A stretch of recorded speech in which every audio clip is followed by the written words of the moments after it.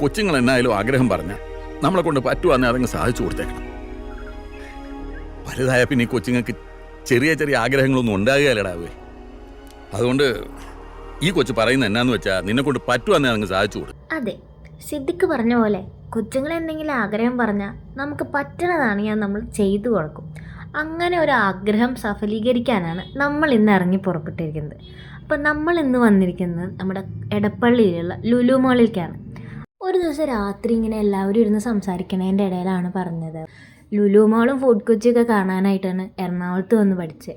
എന്നാൽ 1.5 വർഷമായിട്ടും ഞാൻ ഇതുവരെ എവിടെയും പോയിട്ടില്ലാന്ന്. അപ്പം ഞാനൊരു വാക്ക് കൊടുത്തിട്ടുണ്ടായി, ഞാൻ എന്തെങ്കിലും പോവുകയാണെങ്കിൽ എന്തായാലും നിന്നെ വിളിക്കുന്നു. അങ്ങനെയാണ് ഞങ്ങൾ ലുലു മോളിൽ പോയത്. ആ ഒരു ദിവസം ഫുള്ള് ഞങ്ങൾ അവിടെ സ്പെൻഡ് ചെയ്തു. ഞങ്ങൾ ഭയങ്കര ഹാപ്പിയായി.